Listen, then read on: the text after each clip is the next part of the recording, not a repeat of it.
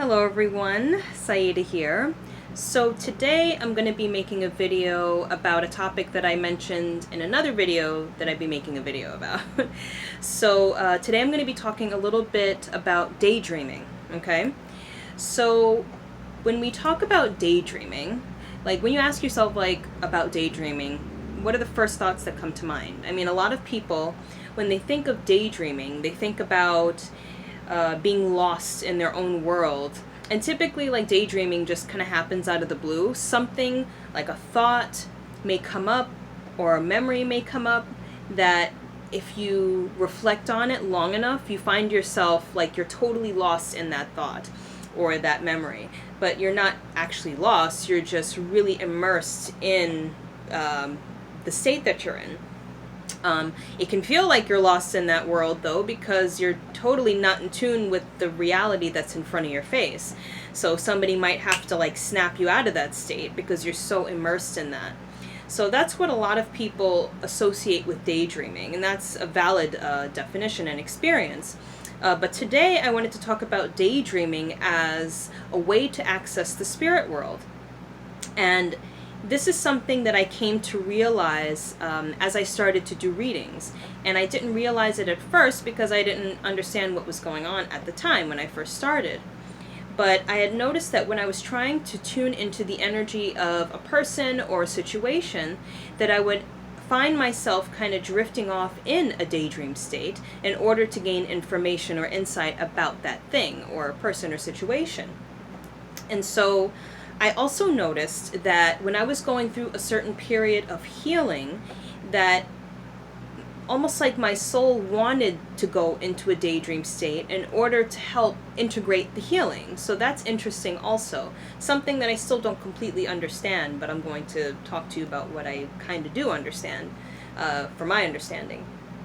And I have found that in the daydream state, it is a really great way to access the energy of spirit.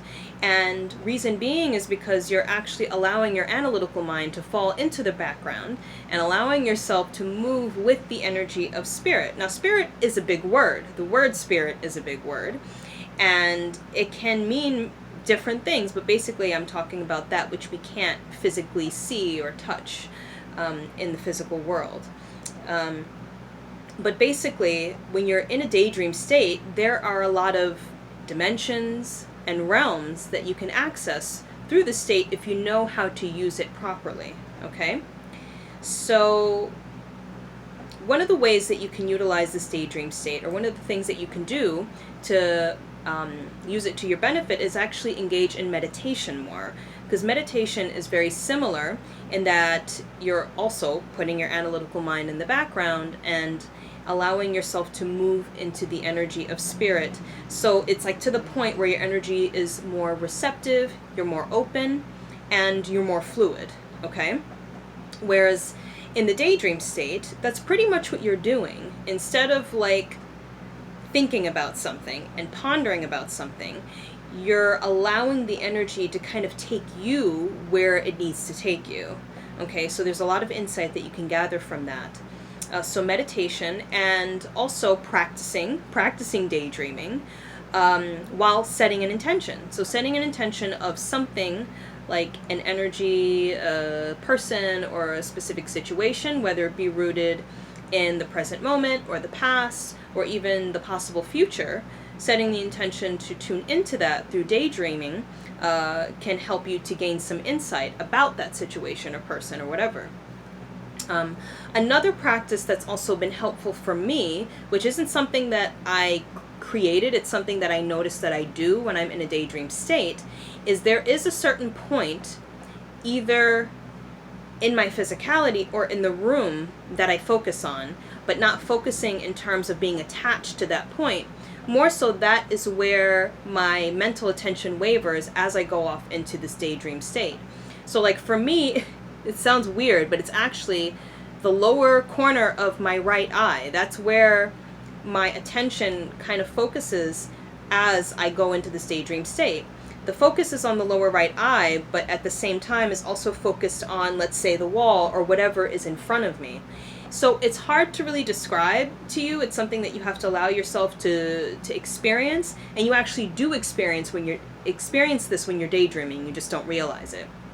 But you can start by picking a point in the room that you want to focus on, and instead of like really focusing on it, like staring into it, allow yourself to look past it.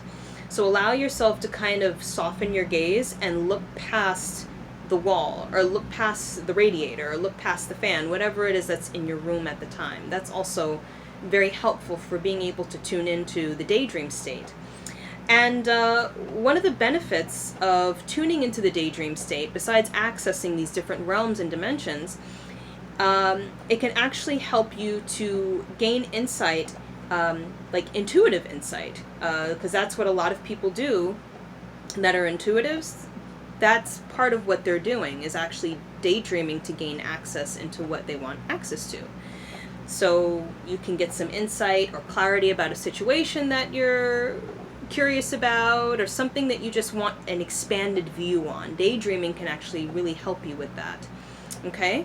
So another topic that I'm going to touch upon, not in this video, but another video, is how this can help you to tune into the energies of your spiritual team, like your angels or your spirit guides. Daydreaming is very helpful for that, and having that access point through focusing on the wall or a point in the room.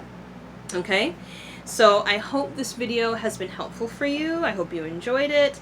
Put these tips into practice and let me know if they've been helpful for you. Okay? So I'll see you around next time. Take care. Bye-bye.